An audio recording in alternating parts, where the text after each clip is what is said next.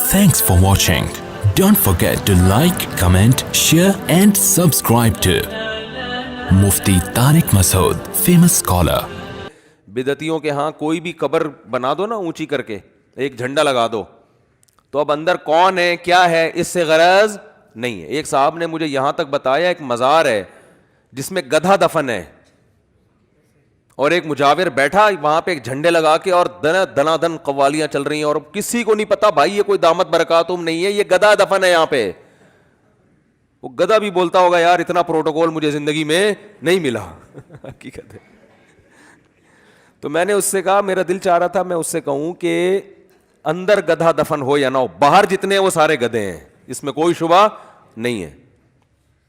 وہ تو بیچارہ فزیکلی گدھا تھا نا, اور یہ روحانی گدھے ہیں جو مزاروں پہ بیٹھ کے یہ حرکتیں کر رہے ہیں. ان المساجد للہ, مسجدیں ہیں اللہ کے لیے. فلا تدعوا مع اللہ احدا, اللہ نے فرمایا یہاں آ کے اللہ کو پکارو, اور یہاں بھی اللہ کے علاوہ کسی اور کو نہیں پکارو, صرف یا اللہ مدد مسجد میں, یہاں بھی کسی اور کو نہیں پکارو, یہ میرا گھر ہے میرا. ہمارے نبی بھی آئیں گے تو اللہ کو پکاریں گے.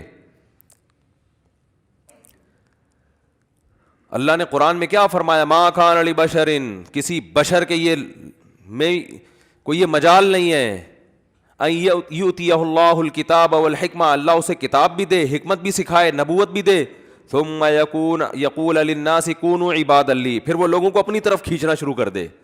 فرمایا نا نا نا نا نا, یہ اللہ نے عیسائیوں کو کہا کہ عیسیٰ علیہ السلام کو مت پکارو, یہ عیسیٰ کی تعلیمات نہیں ہے. فرمایا ہر پیغمبر کی تعلیمات یہ ہے کہ کس کی عبادت ہوگی, اللہ کی. آپ کہتے ہیں ہم پکارتے ہیں, عبادت تھوڑی کر رہے ہیں. تو عبادت پکار ہی کو کہتے ہیں. عبادت کا جو مغز ہے نا وہ تو پکارنا ہے, دعا ہے.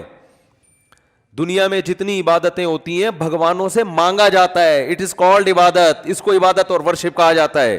ہندو جب مندر میں جاتا ہے نا عبادت کرنا ہے تو کیا ہوتا ہے, بھگوان سے مانگ رہا ہوتا ہے وہ, ورنہ وہ بھی کہہ سکتا ہے میں مانگ رہا ہوں, میں عبادت تھوڑی کر رہا ہوں, میں تو بھگوان سے یوں کہہ رہا ہوں کہ یہ میرا کام کر دو, یہ میرا کام کر دو. تو یہی تو عبادت ہے.